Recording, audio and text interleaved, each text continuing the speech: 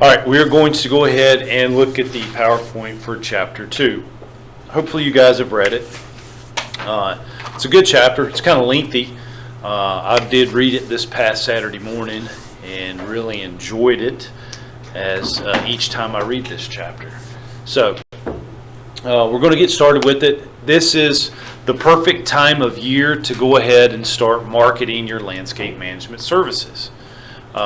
It's January. I mean, hopefully when it's March, you guys are going to have a bunch of work to do, and all this will be done based on your marketing efforts. But right now is the time to start getting new clients. And what do you guys perceive as being probably one of the most inexpensive but yet effective marketing plans that you could have? What in your estimate, what do you think would be the easiest thing to do? Flyers. Flyers on doors. You cannot go wrong with it. You are going to probably upset some customers or potential customers. You're going to probably get a few nasty phone calls saying, don't ever put this on my door again. But it's just part of it. We have had tremendous success with flyers.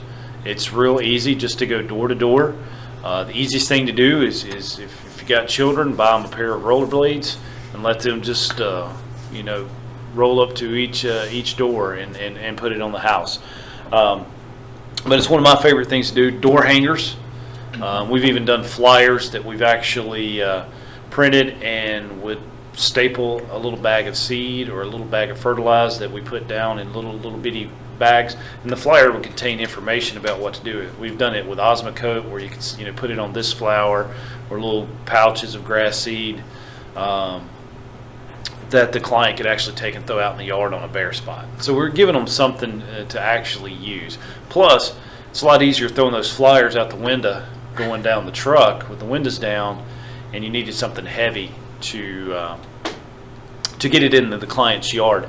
And I've actually seen lawn care companies do something like an inexpensive frisbee, where they're just going down the road and they're tossing out the frisbees. Yes, this costs money, but you've got to spend money to make money. That's just the way it is. Word of mouth can only go so far. If you're a brand new business and you're just starting out, how can you have word of mouth? You don't have any clients. Aren't you supposed to have a permit to do that? Not that I know of. You'd want to check with the city of Winston if you're going to do that. We've never had to have that. Plus, the neighborhoods that we're still working in, we see flyers all the time.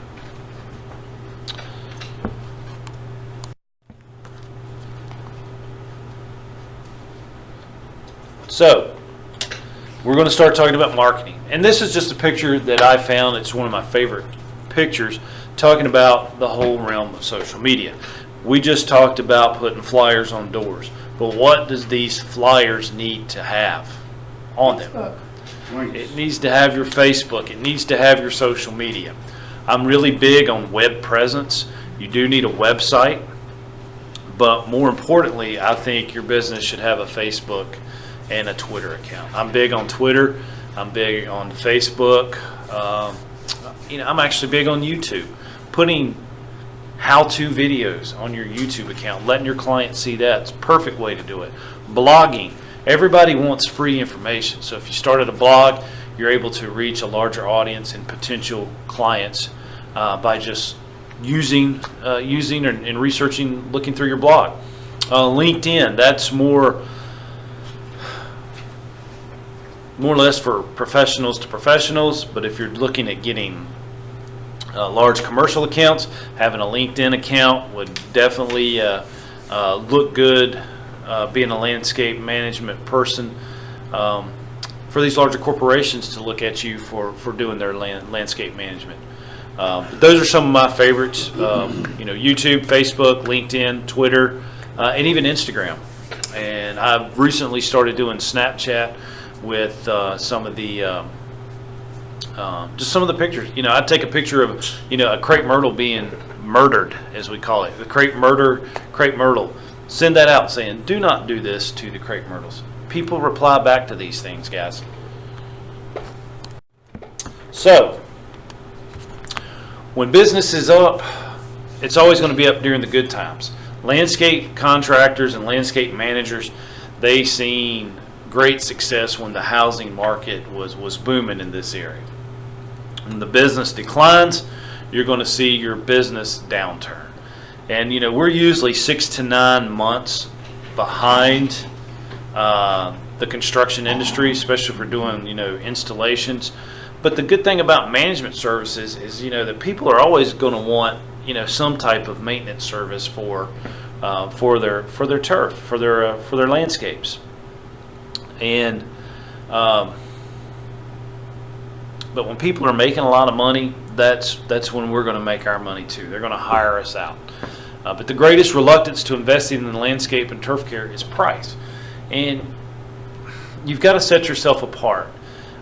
You want to be competitive with your competitors, but you don't want to be the cheap throat cutter. You don't want to go in and do it too low. People are going to start thinking that that's all you do. But you want to be competitive with your competitors. What's wrong with picking up the phone and calling one of your competitors and having them come out and give an estimate to your yard? That's one of the easiest things to do, especially if you're not keeping your truck and equipment at your house. But you want to see where everybody's at in the price range.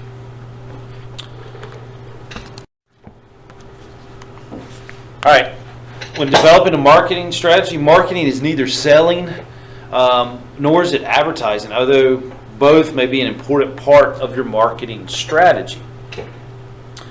It depends on the size of your company about what you need, what type of marketing you need to do. It depends on which type of client you're going after.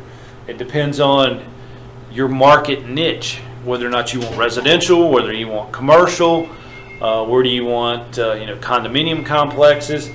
In our marketing and management class, HOR 273, we discuss using direct mail to get some of these larger property managers.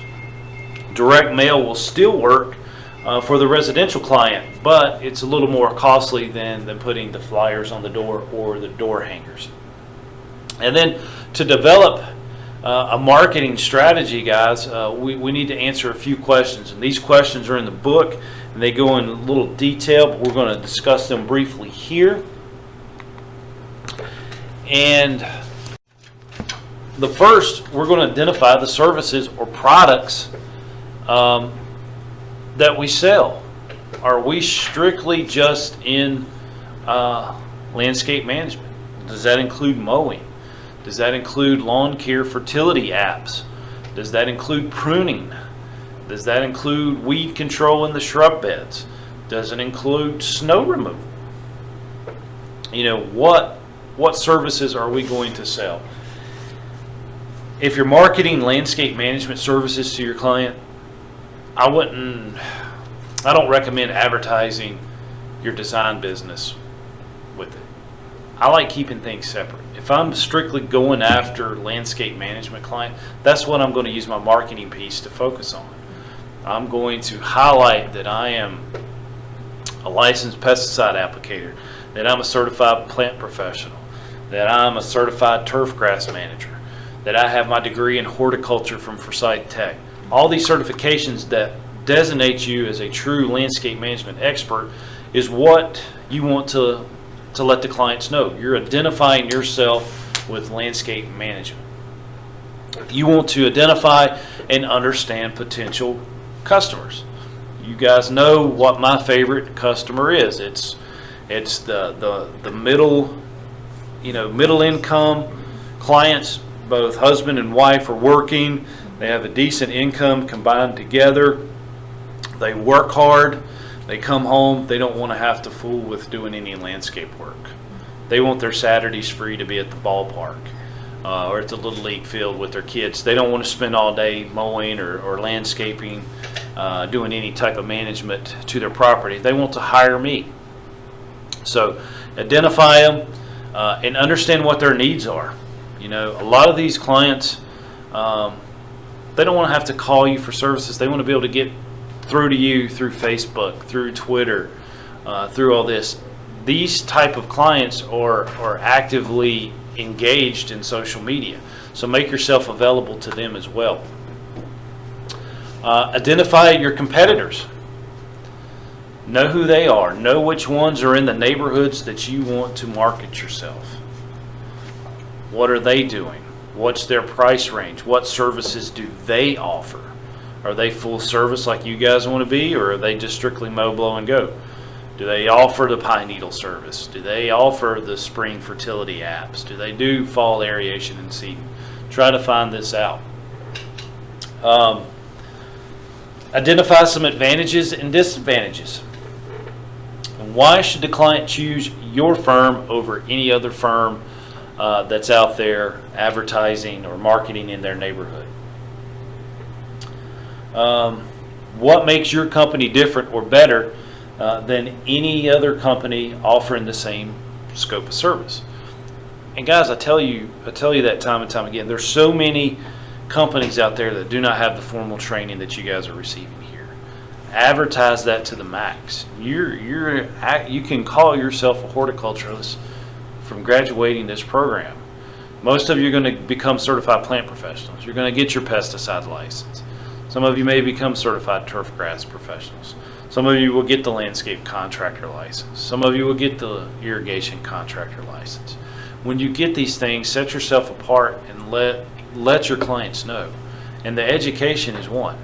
I mean, that's top notch. Having your degree in horticulture from here goes a long ways. We're hearing it from our graduates every day. We went to the Green and Grow show. I saw 2 former students, and they couldn't thank me and Lisa enough about the training that they got here when they got their jobs based on them graduating here. So advertise it when you leave. Make sure everybody knows.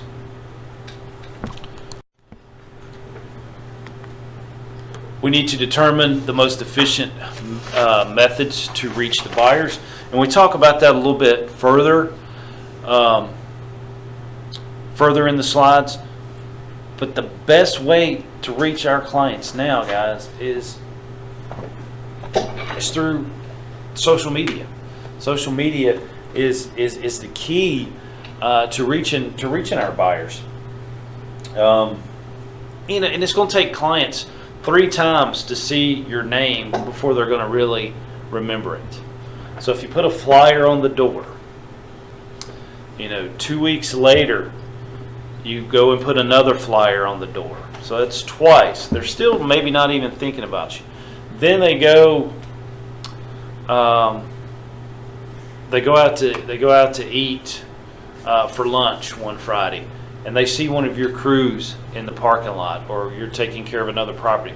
They see that truck with your logo on it. They've seen your name 3 times. Then they start to recognize that logo and associate you with landscape management services. Well, then they can, if they've still got the flyer, or the next time you flyer it, they see that you've got a Facebook, they see that you've got a website, they see that you're on Twitter. They're more apt to go and investigate. They're probably going to go to Facebook and look first because that's probably the biggest social networking or marketing platform used today. So have that exposure there. Next, we want to develop our action plan. Establish your market and your sales goals and ways to measure the success. So if you spend $3,000 in direct mail, you'll want to track it. You'll want to track how many people get it. I think that D should have been dropped on and action plan. Develop and action plan. And That's paying attention to detail, right? Yeah, my bust. Yeah, it's develop an action plan, not and action plan. Remember, I type over 100 words a minute, so I am very, very fast. I'm a one finger, I'm that side. Do I develop? Like actually before I came in here, there was a car that was dropping off like one of the middle college students, and of course, like I was frustrated with how badly they were driving. But on the back of their window was just a huge face, and underneath it was their business name. Yeah. And like while it was kind of creepy to see like the guy's face just there, I couldn't forget it. So I mean, because it was just so potent and in my face. So I was like, I'm gonna know who I'm calling. Can't forget the face because it was humongous on their car. Yeah. I might not remember the name of the business, but I'll know the face at least. I might have to see the car a couple more times, but I mean, I'll have the face right here. So I mean, that's kind of a good strategy. Probably a realtor. Realtors are real adamant about having their face associated with their name. With their name. So are insurance agents. Right. Oh, definitely. Landscapers, no, not so much. We want to associate our logo. That's what we're representing. And really, with insurance agents and realtors, they're like a one-man show or one-woman show. Right. So they're advertising their face, and they want people to know that. That's a good way to do it. That's, advertisement on your truck is the cheapest way to advertise. I mean, just driving other than paying for fuel. But having it on every single logo. I put it on my wife's logo. My wife always had a front license tag, and on the back of her windshield, she had our logo and our website put on there. It was the easiest, cheapest way to advertise our company. With developing your action plan, we're going to establish our market and our sales goal and be able to measure how we track that. If you do spend, several $1,000s in direct mail, you want to know what your return on investment is. How many people have responded to that direct mail advertisement? And if you do direct mail, guys, I'm not a big fan of the bulk mail symbol and all that. It looks too cut and dry. It looks like it's pre-made. Actually design a piece in 4-color and put an actual stamp. I mean, spend the extra money on the postage. It just kind of personalizes it instead of making it bulk. And then quality work. You've spent all this money advertising your landscape management business. You start doing poorly, or people recognizing that logo with poor work, you're never going to be able to build your credibility back. I've seen time after time, I've known some great landscapers who had the most outstanding marketing that I've ever seen. There used to be a guy here in town that had a brand new Lexus. It was pearl white, and he put his logo all over it that it looked like a NASCAR car. I mean, everything was on it. I mean, the hood, the roof, the trunk, all down the side. It had his website, had find us on Facebook, had his logo everywhere. I mean, it looked really, really good. Well, now what if he was to go and do a poor job for somebody and they see that car parked in their driveway? Not going for business. It's not good for business. So when you spend all this money marketing yourself, make sure you do quality work. Do the quality work. I've actually known landscapers that would have a truck specifically designated for lower income projects, where it was kind of just slap the plants in and get out real quick. They did the job so quick, which that's what sometimes the customer wants. The customer doesn't want to pay for, quality work. So they actually had a truck that didn't have their logo on it, nor did the guys wear their company uniforms doing certain jobs. Then with advertising and promotion, let's see, the greatest amount of advertising occurs in the residential market with the flyers, what we talked about with direct mail. Newspaper, I think, is kind of on the back burner now, but then internet is the biggest way with this. Huh? Craigslist. Craigslist, yeah. We use Craigslist to hire people. Yeah. We put an ad on Craigslist, and we've got numerous calls. We've actually gotten some good workers for that because not everybody takes the paper. Employees and clients, and it costs quite a bit to advertise in the paper. Yellow page ad, you still need to have your name in the phone book. You need to have your name listed under landscape management or landscape maintenance contractors, whichever type of work that you're performing, because people are going to go to the yellow pages to look up your phone number.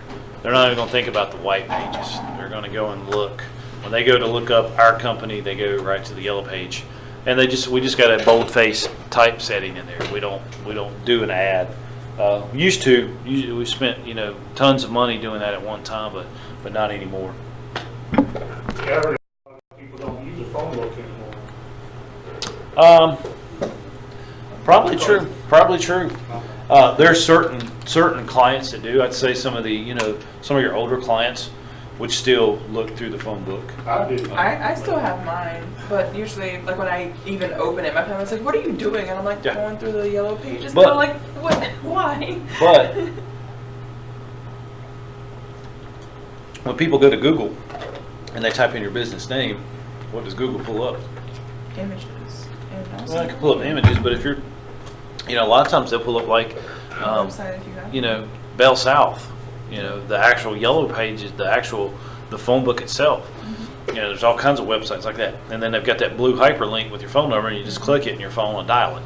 But still, you got to have your name in the book to actually reach those clients, because that's where Google's looking and everything. Because if you advertise in the yellow pages, they're automatically throwing it all over the internet, because that's one of their big marketing proposals is to you, that you're going to have all this web access by listing in our yellow pages. All right, some no-cost advertising. Company image and professionalism. How do you want to portray your company? Tony, a good friend of mine that owned Bass Custom Landscapes before he sold out, had a fleet of these trucks right here. Everything was the same. There's no telling how many. He probably had 30 of these trucks pull out of his shop every morning. But it had Bass Custom Landscapes on the side, had his telephone number, listed where he's at, his website there in the back corner. And he actually sells these trucks now to people. He actually started a dealership, Super Loan Trucks, where they custom make these trucks for people. That's what he did after selling his landscape business, and other than being a green industry consultant, he still sells the trucks, but sold this company out. Look how neat and clean this truck is. I mean, black and shiny. They were always washed. They were always taken care of. People want to see this truck pull up to their yard. They don't want the old beat up pickup truck with the trailer about to fall apart, where you're having to bungee strap the ramps to the trailer. I mean, people don't want that. They want the professionalism, and you should want that for your company too. Names and logos. Make sure you have a logo that really represents you. I had a guy come in yesterday wanting to talk to me and Lisa about hiring our students, but it was one of the least professional business cards I've ever seen. I couldn't even tell that he was in the landscape maintenance business. It had a picture of a tree, like a cartoon tree, on the card, and that's all it said. It didn't even have his name on it. It had his company name and a phone number. Didn't have a web address, and he had to flip it over and write his email address on the back. You should be able to give a business card and people know exactly who you are and what you represent. Again, trucks and equipment. The title of this slide is No Cost Advertising. It does cost to do this, but it's free advertising once you've got it paid for. To get a door done on your truck, I think it's $150 per side. That's what we were paying, so $300, and we've got our truck lettered up. Look how many times that truck goes up and down the road. Well, what else do we need to do with that vehicle? It's got our logo on it. Keep it clean. Keep it clean. Keep it clean. Nothing ticked me off more than going and getting one of our trucks and opening the door, and you had pop cans, soda bottles, spit cups, all that fall out. We have a dumpster on site. They need to keep it clean. You need to keep your trucks washed. Once a week, run them through a car wash. Once a week, you need to clean your mowers. Everything needs to look neat and clean. And then correspondence. What is correspondence?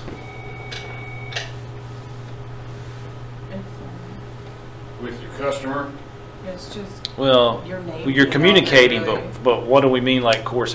How do we communicate with our clients through correspondence? It's just your name, like, just, I don't really know what to say. Letters, It's really out there. Forms, your estimates. All your estimates need to have your logo, your website. Follow us on Facebook, your phone number. Your invoices, your estimates, your letterhead, good company letterhead should match what the business card represents. All your printed material is your correspondence, but it needs to have that logo, needs to have your name, needs to have the phone number, and ways to get in contact with you. All right, personnel. This is a tricky one. I mean, because we're going to run into all types of characters when we advertise for our positions.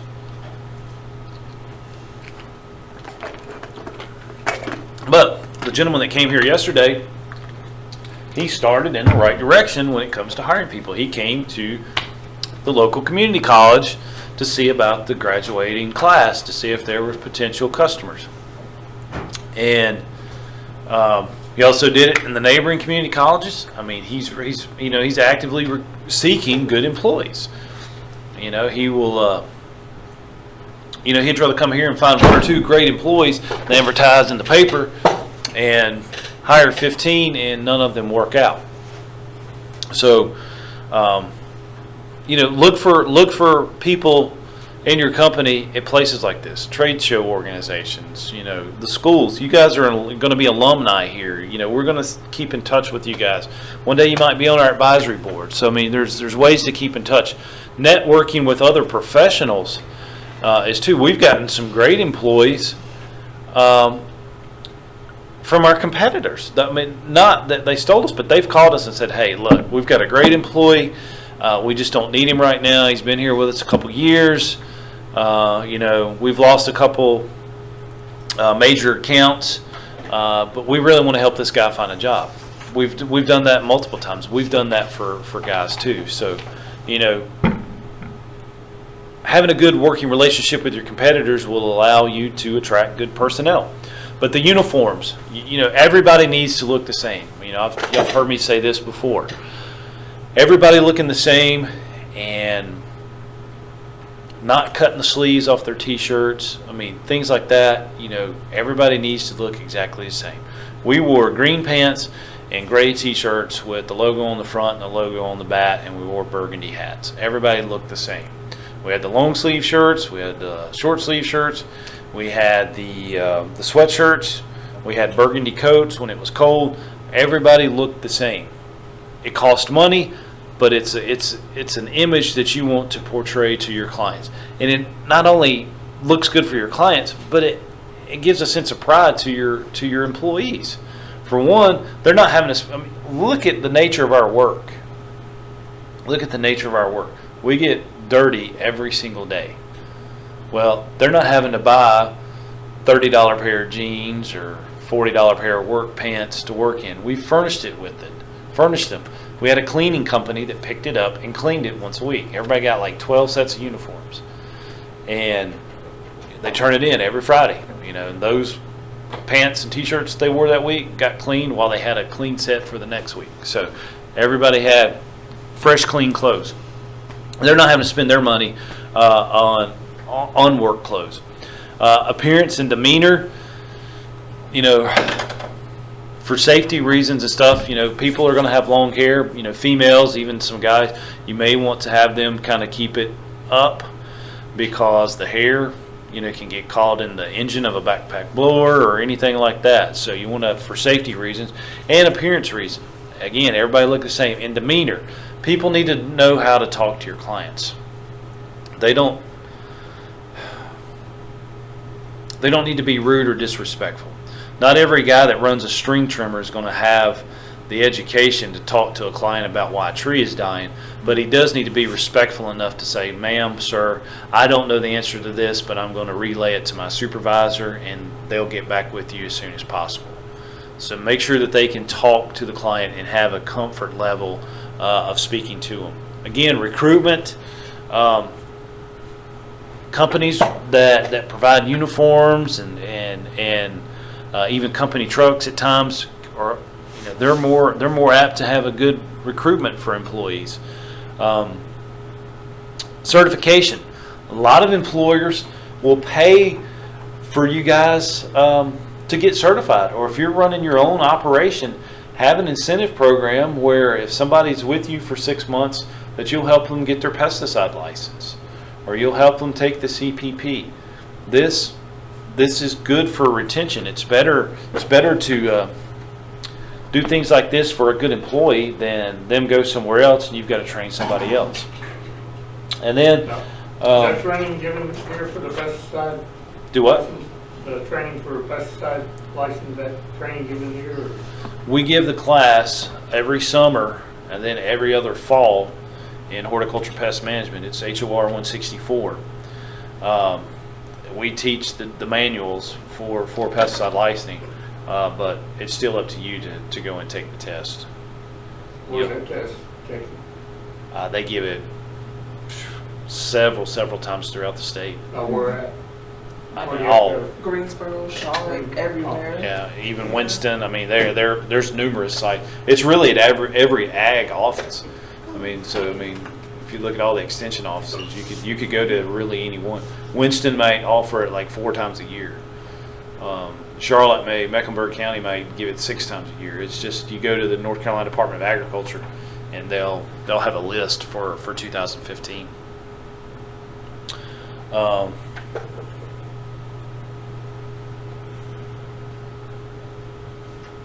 Organizations joining and actively participating in local, state, and national professional organization enhances the image and expertise of the company.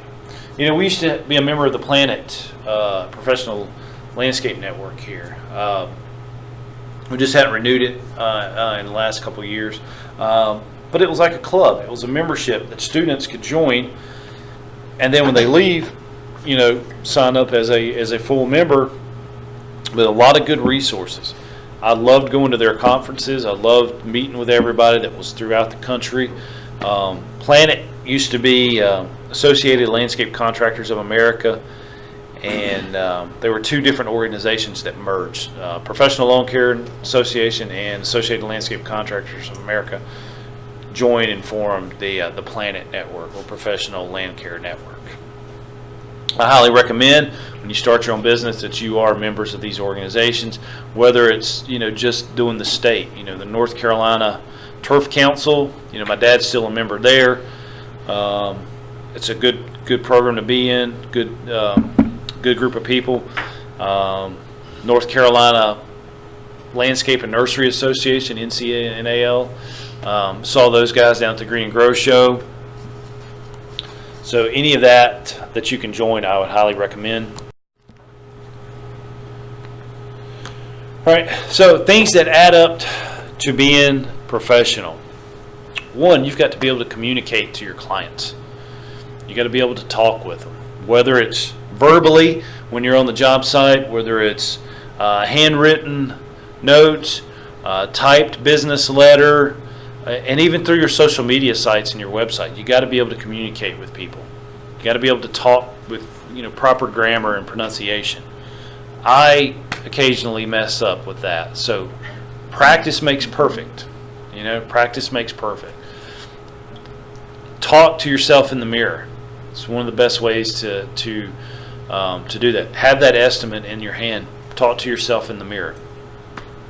You need to be able to explain the service program to your client about your pesticides, about your services that you offer.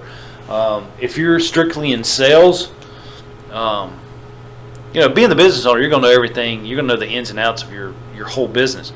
But if you're working for somebody else, make sure that you're able to explain the services that the company offers. You don't want to go to the client, give them the estimate, and then they start asking questions and you can't answer it. You're the estimator. You should be able to do that. You need to be able to point out things in the landscape that need addressing. You don't want to sound too critical of their yard, but you could say, "Sir, ma'am, I did notice that you do have some wet spots at the back of your property. We think it's coming from the downspouts. If you were to allow us to pipe off your downspouts, we could get rid of this excess water in your backyard. Point things out like that. It can lead to extra dollars of work. It can generate some income in a slow month. But you don't want to sound like you're too pushy and that you're trying to nitpick every little thing. But point out serious problems that you notice in their landscape. Take pride in the horticulture business itself. Take pride that you've gone to school, that you're an actively engaged horticulturalist, that you're licensed, that you're educated. Let people know that. Don't be ashamed to say that I'm in the landscape business. We're going to look at a couple YouTube videos after this lecture by a guy down in Texas near Dallas called the Lawn Care Millionaire. He is probably one of the most proudest people, I think, to be in the lawn care business. And it's good to hear him talk. I mean, he gets me pumped up. I mean, it's like a pep rally. So take pride in what you do for a living. Don't be ashamed to say that, I'm a landscape manager. And again, it goes back to those two words I told you about the first day of class. There's a difference between maintenance and management. Even the guy that came here yesterday looking for employees, he said, I strictly tell my employees, we're not in the maintenance business, we're in the management business. We're managers, not maintenance workers. And then refrain from criticizing your competitors. Nobody wants to hear you talk junk about your competitors. Don't do it. Don't even mention it. Don't even bring them up. If somebody says, well, do you know anything about them? Just say, I know of them. I see them at the trade shows. Good people.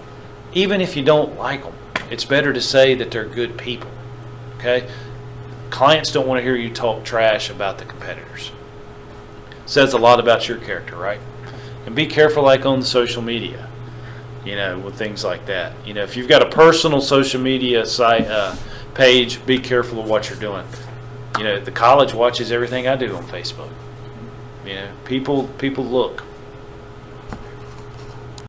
I was gonna say, we're talking about the point now. They going through the yard stuff, I've had people just go through the yard and it's like an hour later, they told me everything, the whole history of the yard, the last 30 years.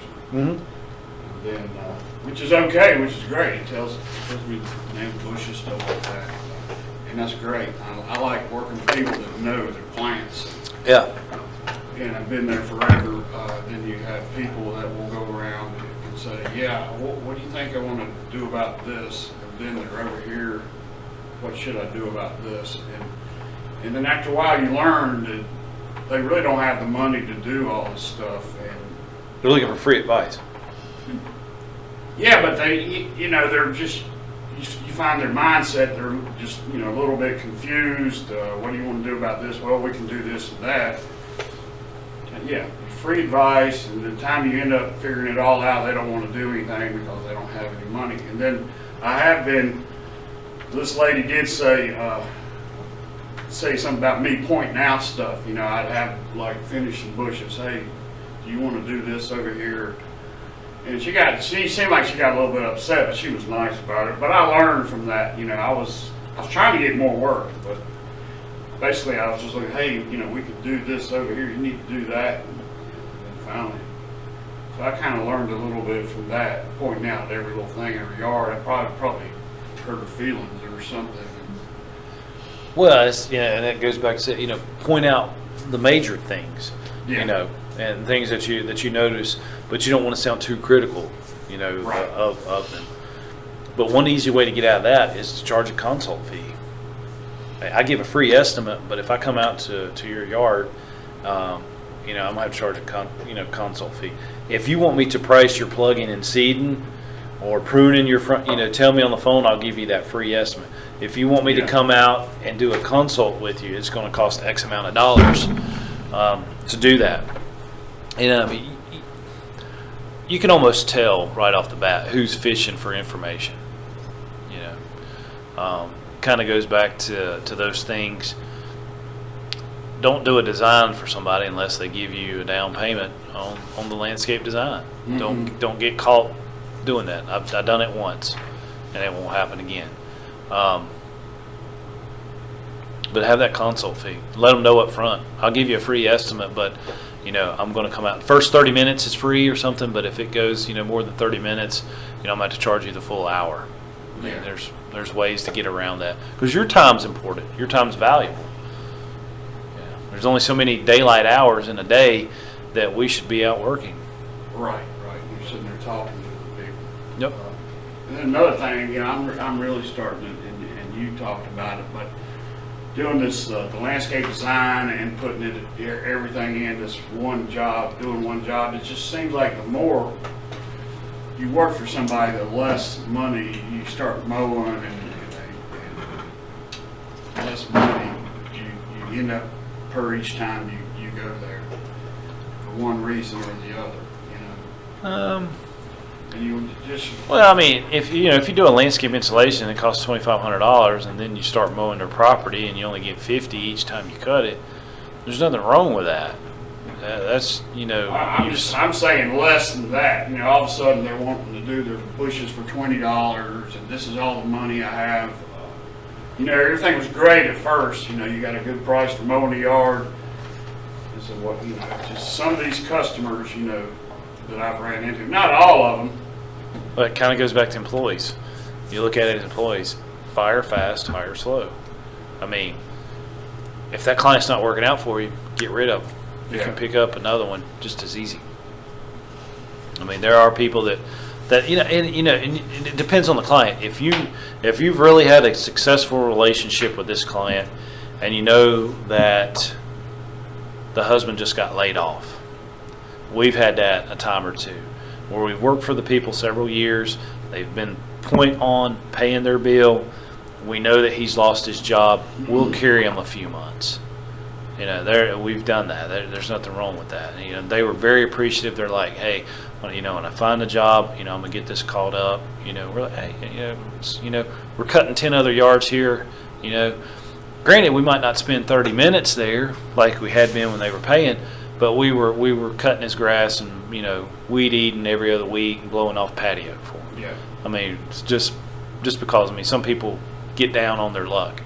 But, they rebound. The guy found another job, paid us off, and then did more landscaping. So, I mean, it was great PR for us. He appreciated it, and we kept him, and then we ended up doing more work because he got a better paying job. And sometimes we need that help too, paying our bills, whatever. Yeah. And in the landscape business, I mean, that's, working, buying shrubs and trees from mom and pops, they're able to probably carry a little bit more than some of the commercial larger people. They're going to be hounding you because they've got people on staff to call and say, hey. Yeah. But yeah, we've had some slow months where we couldn't pay our, shrubbery bill to the next month. Mm-hmm. If you call them, let them know. Nothing wrong with that. It's that open communication. Answer the phone when they call. Say, hey man, look, I know I owe you this money. I bought these trees last month, but I should get a check this week, and I'm gonna come pay you. Thanks. That's all I need to hear. Yep. All right. Advertising. When we have cold calls, not a big fan of doing that, but sometimes you've got to do that, especially when it comes to. There's nothing wrong with doing that when we're talking about property management, property managers or real estate brokers that we've sent direct mail to. If you send out a direct mail piece to them, follow up with a cold call. Hey, did you get my flyer? Are you interested in us, giving you some estimates? You're going to do a little bit of work, maybe not to get paid. I mean, it takes a while to go and estimate a large, shopping center. When you go out and measure the square feet of turf, you figure out how many bales of pine straw it takes, how many annuals, how long you think it'll take to prune. They might want a price on snow removal at the same time. I mean, you might go out there and spend a couple hours and work up a proposal and not get it. But that's just part of being in that environment. It's quicker to go and do a residential estimate that you're not going to get. You spend a couple minutes there. Yeah, I can cut this yard for $35. Yeah, I can prune the front foundation plants for $200. We'll do it twice a year. You can come up with a pretty quick estimate for that.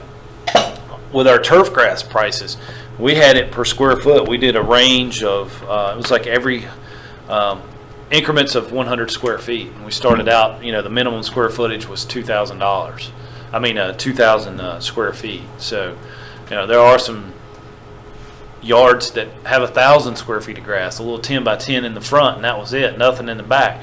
But we had a minimum charge. It had to be 2,000 square feet to do a fertilized application, and that went all the way up to an acre. I had this spreadsheet. When I go and measure it, just look down there, how much to do a fertilization, how much to do a fungicide application. I had that there. We give it to some of our supervisors that could actually start pricing in the field when we had it broke down per square foot. Again, referrals, best advertisement that you'll ever get in this industry, but when you're starting out new, it's hard to have any referrals. You've got to get the clients first and then do good quality work, then you can start having referrals. All right, traditional advertising, which is, some of it's good, some of it's bad. Television. Television, I think, because landscaping and horticulture, we're a visual appearance type business. People want to see what we can do, whether we're selling plants out of our nursery, whether we're selling landscape design and installation services. People want to see like a portfolio. So television is good for that. I've seen some good landscapers have TV commercials. Yards by Us, I hear them on the radio all the time, especially when Andrea still owned the company. They did a lot of radio advertising. They were good, catchy little advertisements. And then newspapers. We've only advertised in a newspaper a couple times, and that was when we were selling Christmas lights.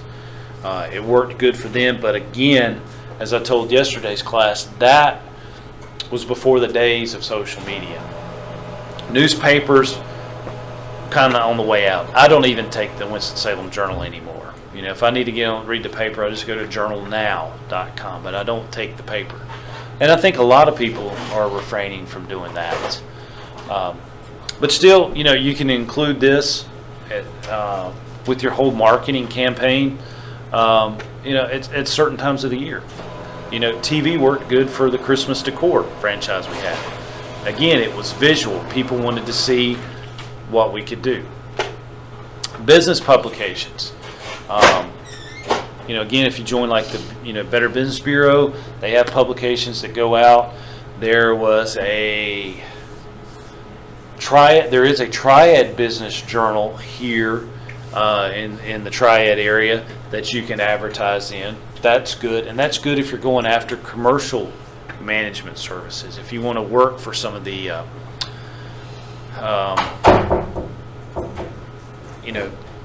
property managers, real estate companies, they're looking at things like that. And we've talked about the yellow pages. I don't think you necessarily have to have a yellow page ad, but you do need to have your name listed in the yellow pages. And that'll also get you access to their website, Bell South. Sorry, can I interrupt for just a second? Yes. Take a picture in the corner. All right. Well, with the yellow page, make sure you've just got your boldface listing in there. Internet, again, you've got to have that. You've got to have a web address. And guys, actually make sure that you can have a website that you can get the .com. I hate the .us, the .net, all that. It just looks more professional having .com. We just bought one. Our old website used to be ELSN.com. It was the abbreviation Elite Landscape Service and Nursery.com. So ELSN.com. But then people didn't recognize it with being associated with us. So over Christmas break, me and my brother bought EliteLandscapeService.com and actually moving all of Dad's stuff over to that. So people, when they see EliteLandscapeService.com, it represents the business name, and it was .com. Don't do the .net or anything like that. I do, however, recommend if you find a website that you really like and it's .com, buy it, but also buy the .biz, the .us, all that, so nobody else will get anything close to you. You don't want your competitors to buy the .net or anything else. Those things are cheap. You can buy a website domain for like $7 a year. So if you find one, wants to use DeVetaCookLandscapes.com. If that's available, you would purchase it, but also buy DeVetaCooksLandscape.net, .biz, all those, because lo and behold, there might be another DeVeta Cook in Oregon that might purchase it. And you don't want to get your clients confused with that, so just go ahead and get that. And then direct mail. Is a website better than just being on Facebook? I think you need to have both. When you weigh, I honestly think you've got to have both. Not everybody's on Facebook, right? No, but it is the largest growing social media that there is. But what's the bad thing about the internet? It's not safe. Well, I mean, it's yeah. easy to get information, but When it comes to advertising, though, it's better not to have a web presence than to have a web presence and not do anything with it. A stale website that doesn't get updated is worse than not having one at all. You don't want it to be July, and then the first thing people open up when they see is snow removal. They want to see what's going on at that time of month, and that needs to be like your homepage. Or your homepage could be like your portfolio, pictures, scrolling through of jobs that you've done. But you don't want to, even though July is the best time to advertise snow removal services, but that's to the property managers and real estate companies, the condominium complex, because they're getting their budgets ready for the following year. But a residential client does not want to see, they go to your website and see you pushing snow when it's 100 degrees outside. But those are your traditional forms of advertising.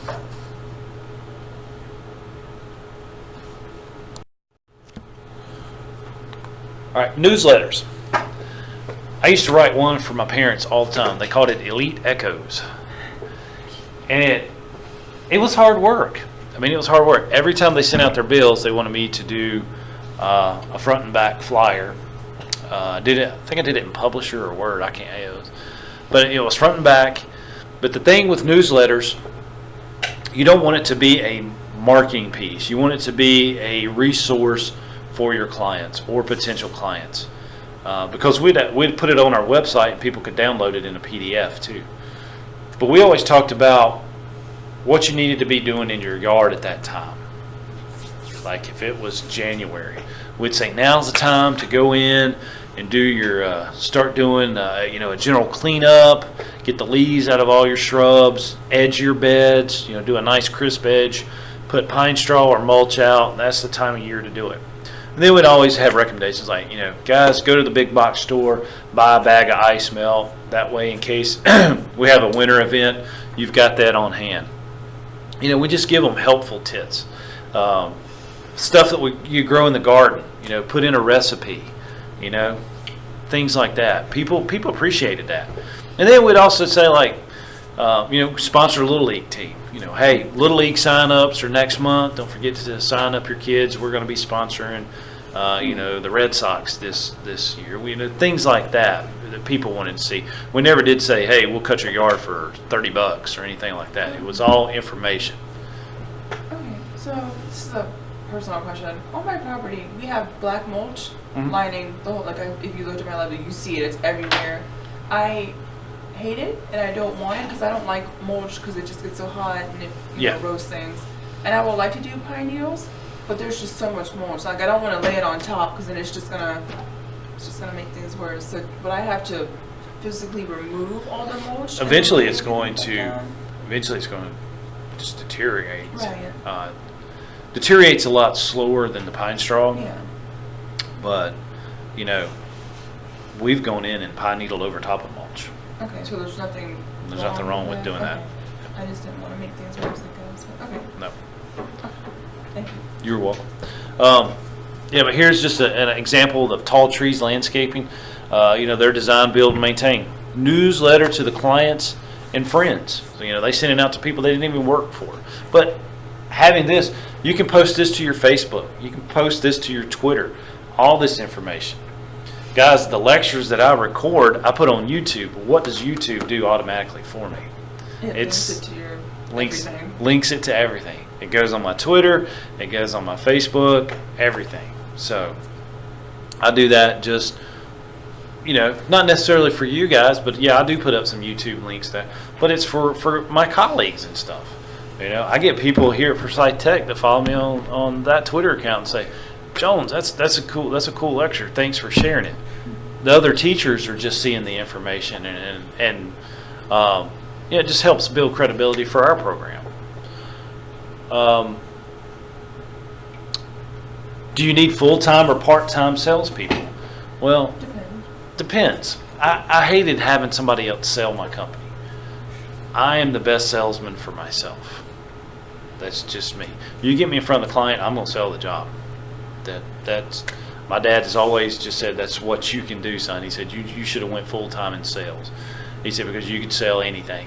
And I really learned that by being a part of the Christmas Decor franchise and learning their sales system. And I took that and brought it into the landscape side.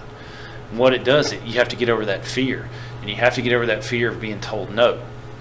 But the two of you aren't married, but I'm sure y'all have been married, whatever. So I hear the word no, and I've got 3 little girls that I hear the word no from all the time. It doesn't bother me. If I go there and I don't sell the job, big deal. I'm going to sell the next one. It's conquering that fear. But I love selling, and I think that I'm the best representative of our company, more so than somebody we've hired. But in the busy times, man, you might be getting 10 or 12 calls a day. It's hard to do all those estimates. So you may want to hire some people that actually help sell. We did have a guy that did commercial estimates for us. He'd go to the Dodge room. We were members of the General Contractor Association, which all the plan rooms are open, and he would spend all day down there estimating plans. All right, look through the bid sheets. All right, we got UNCG Student Union that way, bidding it at the Dodge room, and he just sat down there and figured it. So I didn't want to do that. I wanted to be out meeting residential clients. I didn't want to be sitting in a plan room doing takeoffs and then just typing it up and sending it in. I like being around people. Company resume or profile. You need this. If you're in my marketing and management class now, you've already done your resume, a personal resume. But you also need a company resume for your company. What has your company done? What projects? What are some proud accomplishments that your company's done? We did this UNCG Student Union. I thought that was cool. That would be on our resume. We've done several residential landscapes that exceeded $50,000. The installs. I mean, we're purchasing plant materials for $20,000+ just for the plants. That's something I'd want on my resume. I wouldn't list probably the client's name, but if it's a commercial site, you could give them the address and name of the commercial. We've done tons of O'Reilly's Auto Parts, landscape and irrigation, and we've done some that were pretty nice depending on the municipality we were working in. But we've gone as far as Alabama, Northern Virginia, Georgia, doing these O'Reilly's Auto Parts. List your company organizations that you're a member of. I am a member of Professional Land Care Network. I am a member of the American Society of Landscape Architects. List your state license on your company resume. Should be just like your personal resume.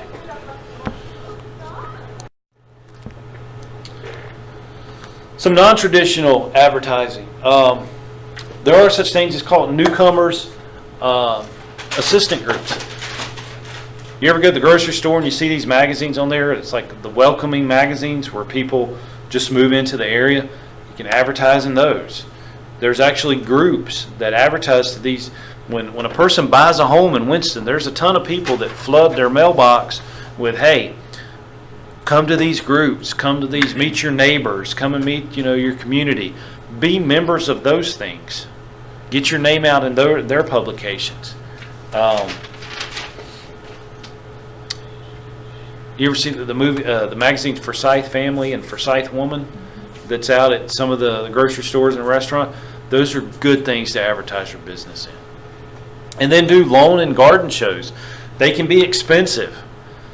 But again, if you're going to do one of these shows, make sure you do it well. The worst thing you could do is actually buy a booth and just be standing there with one plant. You know, you want to really, really do it. Anybody ever been to the Try It Home and Garden Show? I don't know if they still do it at the Benton Convention Center or not. But we advertised there one year. It was. I thought it was going to be fun, but it was a long 4 days of standing there. Met a lot of people. And we got a lot of work from it. But there's periods where there's 15 and 20 minutes. You just stand there, and it's like nobody talks to you. But you need to make sure you do the booth and you do it well. Before I would do another show, I would go and see what other people are doing. Like if I wanted to really get back in the Try It Home and Garden Show, I would go this February and see what other landscape companies are doing, and then I would buy a booth for next year. You know, I want to make sure I've got the best one. Where could I get a copy? I guess I could look it up, like a schedule you could do in your yard in this area, such as fertilize, plant seed. Create one. That's what we're going to do in this class. That's what a management plan is. Okay, but then there's something somewhere I could, isn't there a landscape place up here on Stratford? Where is Stratford? New landscape, John Deere Landscapes, Don't they the have- old Lesco. Lesco, don't they have like flyers that have that printed on? They've probably got a lawn care fertility program. Wouldn't you have to get a soil test To- first? Well, what he's talking about is just like, you know, general information about, you know, you do pre-emergent in February, you do another pre-emergent like in April, you do a low nitrogen fertility in Yeah. the summer, you do 18, 24, 12 in the fall, and then like 24, 5, 11 in the winter. But you know, we go over all that when we start talking about the fertility, because that's what you're going to do. You're basically, for your landscape management plan, you're creating a calendar with pricing. You know, you're going to, this is your landscape management plan for this property. Right. You know, in January, let's lime it. February, we're going to put out a pre-emergent. You know, January, we could also put out pine needles, X amount of dollars. Mm-hmm.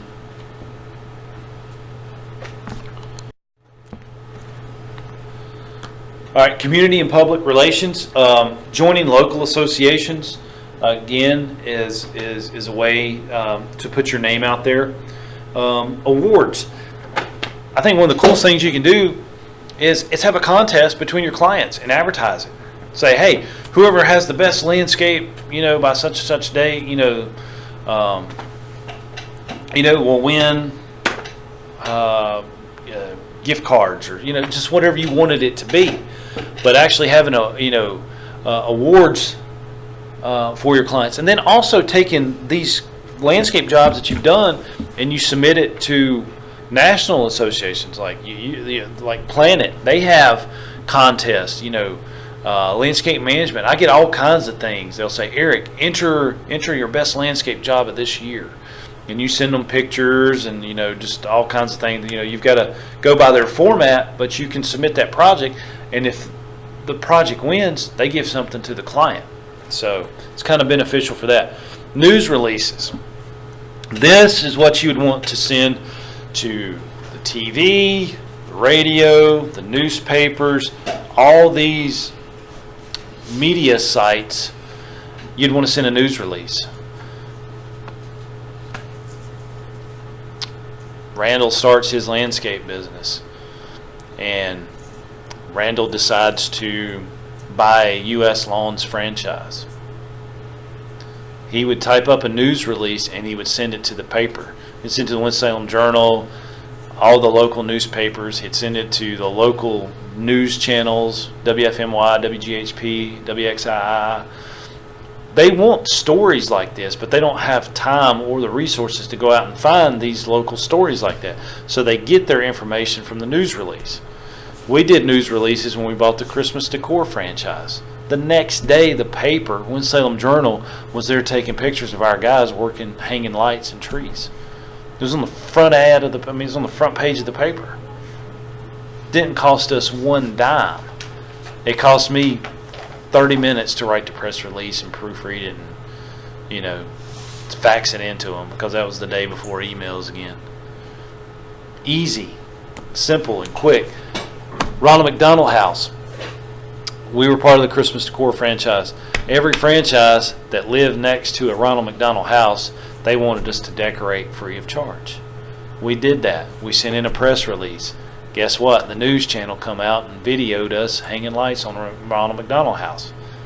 It's free advertisement, but they thought that was a worthy story. I mean, you turn on the news, you hear bad stuff anyway, right? They were like, wow, this is somebody doing something good. And the kids came out and stuff. I mean, it was, my dad still does this to the day, and he don't have a Christmas Decor franchise. He decorates the Ronald McDonald House every year over by Baptist Hospital, free of charge. There's a neighborhood in High Point that they get in serious competition on a Christmas decoration thing on the outside and all that stuff. Yeah. They'll just riding through there, Yep. You wonder if the people that did it themselves, they hired somebody to do that. A lot of those guys probably do it themselves. They're the do-it-yourselfers are the ones that compete. A little obsessive. Yeah. But even to this day, he can still put a sign out in their yard, and he gets people calling him, hey, you're the one that decorated the Ronald McDonald House. Yeah. Yeah, well, can you come by and give me a price on, lighting this dogwood in the front yard? Sure. Just good public relations. They also had a thing where we would decorate the house of a veteran that was deployed, a service member. So if the wife and kids were home, and daddy's off fighting a war, we would decorate their homes free of charge. That was good publicity. And then if you want to join the Better Business Bureau, it's a good thing. They keep track on you. And people, can always call the Better Business Bureau and ask about how is the Veta Cook's aquarium scapes, And if there's nothing but good news to report, they're going to report good news. Expanding the market niche and add-on services. Landscape renovation can be a great add-on service. Look how many older homes are here in the Winston-Salem area. Overgrown shrubs, trees that need pruning, just overgrown mess. To go in and renovate it, to rip out all the foundation plants and do a nice little foundation planting for them. Good business. Seasonal color. There are companies that only do annuals, guys. They have enough clients that they're putting out annuals 3 and 4 times a year, and they're doing flower pots with them. They're taking care of indoor plants, but they're only doing like seasonal colors. That is a good add-on business, but it's even so good that some people that's strictly what they do. Turf aeration. If you're in the management business, you're already going to be doing aeration in the fall. Athletic field maintenance. It's another add-on service. You could actually mow and take care of the football and baseball fields at the high schools or at the parks. Governments are actually wanting this. They're actually subbing this out. It's a lot cheaper to sub it out than to maintain full-time staff to maintain these properties. Water features. There's guys that strictly just do koi ponds. They started out landscaping and they get into this koi pond business, and that's all they do because they're known to have this niche, and that's what people do. They do what? Like koi ponds. Oh, yeah. Water features.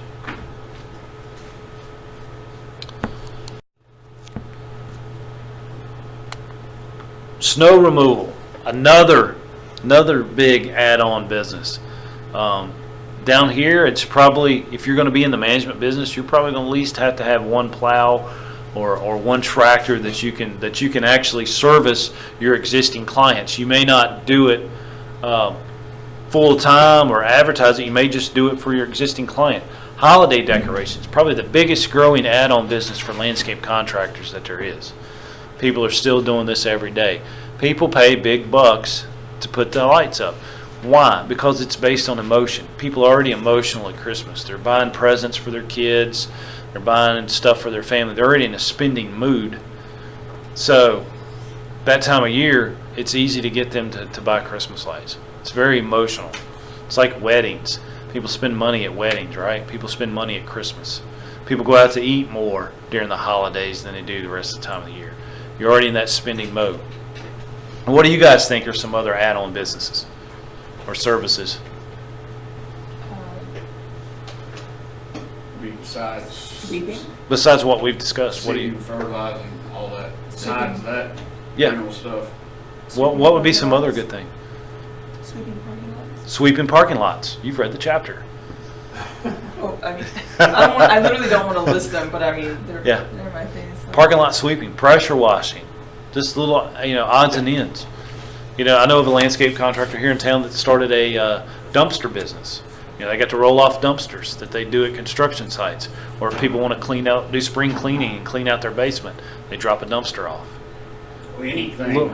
anything. Any maintenance niche. on the house itself. Yep. Getting gutters, washing windows, repairing eaves, painting, all that. I've always said I think a good business would be somebody who does it all. Well, maybe not. I don't even like, my background's landscape architecture. So if I'm doing a landscape design for somebody, a high-end landscape design, I don't want them to know that I also run a weed eater and cut grass, right? I separate the two. I separate the two. So if I'm going to be washing windows, I don't know if I want people to know that I'm a landscape contractor. Because you want to be designated as the expert at what you do. It's hard to be the expert at every single thing. It's hard to be the expert at every single. You can do everything, but you need to keep it separate. You might want to be Joe's window washing as your add-on, but a different name for your landscape business. Yeah. That's getting more into being a handyman. Yeah, thing. yeah. You talking about? I want to be known as the landscape professional, not the handyman. There was actually a neighbor of mine before they moved, like they would offer to, if the people didn't know what to do with their leaves, like, hey, because since we're Davidson, Winston, they're in the Davidson County lines, and they were like, you can't burn the leaves in Winston, but like since we're in Davidson, like if you want to give us your leaves, we can burn them for you for a fee. So, I never asked about it, but I'm sure it wasn't too expensive. But like they would just get huge piles, and Oh, my they would just goodness. have it roasted out in the backyard. And I was just like, That's crazy. it's a way to make money, I guess. People obviously wanted to do it.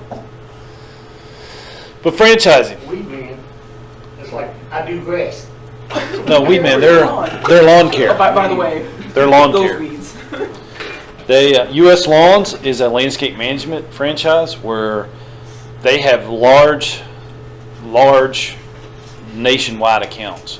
Like they may take care of a fast food restaurant, and they've got the entire United States. But they're selling their own franchises. They're selling U.S. Loan franchises. So if you bought a U.S. Loan franchise here, and let's say they got all the Burger Kings in the U.S., you have right to those Burger Kings that's in your franchise territory. I mean, franchising is a good thing.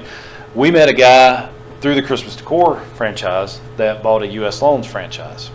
This guy never cut a day of grass in his life. He wore a suit every single day.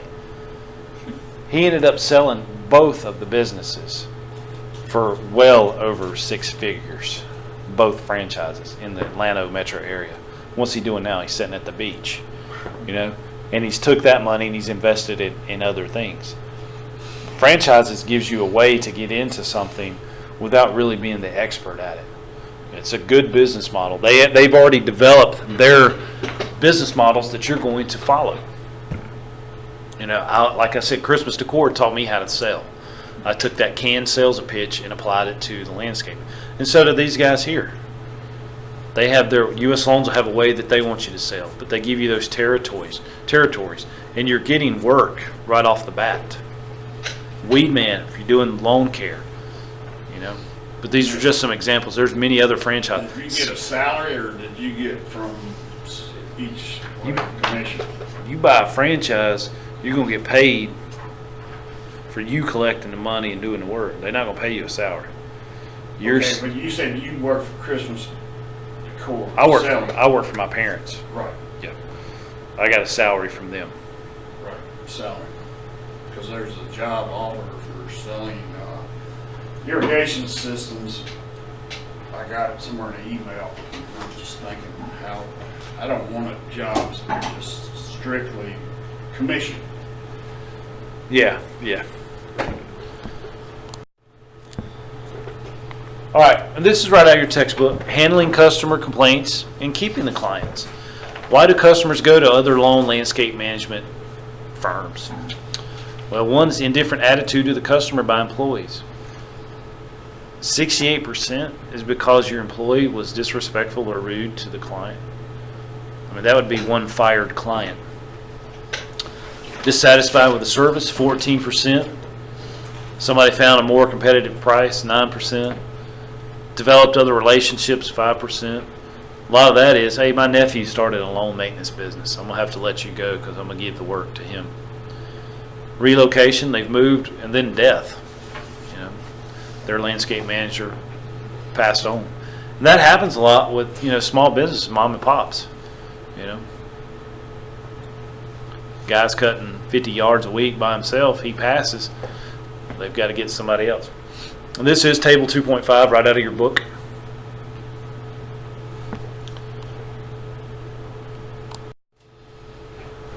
And last but not least, service keeps the customers. Residential and commercial clientele demand good service. Service is the only commodity that the landscape management firm offers. Customers look for measurable standards. They want 0 errors in the orders and paperwork. Again, grammatically spell things correctly. Do it the right way. On-time performance. Be on time 100% of the time for appointments or scheduled visits. Well, and that's if you're doing estimates or you actually got to do a consultation with the client. But you can't guarantee that your crews are going to be there every Friday at 10 in the morning because there's going to be delays, traffic delays, everything else. Quick resolution of the problems. Clients expect the company to correct the problems. Satisfaction depends upon time required to fix the problem. So, you get a complaint, handle it immediately.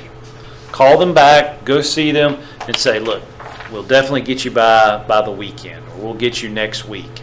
Set a time and make sure you stick to it. Concern. The clients deserve genuine concern and care. They are paying for it. A few positive strokes goes a long way. Sometimes you just got to play up to the client and boost their ego. The honest answer to a problem. Be truthful. Clients want honest, enthusiastic answers to questions or problems.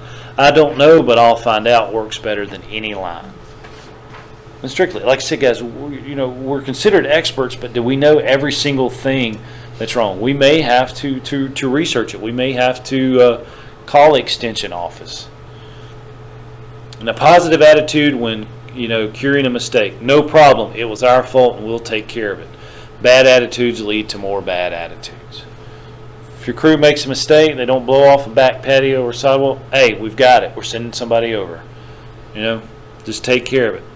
Then spontaneous and flexibility. Key employees and management must be flexible to handle minor problems and adjustments on the spots. Your crew leaders should be smart enough to be able to correct something really quick. Will they? Maybe, maybe not. That's put my glasses on once you went to that smaller writing. Do what? Had to put my glasses on once you went to that smaller writing. All right, well, this concludes this lecture.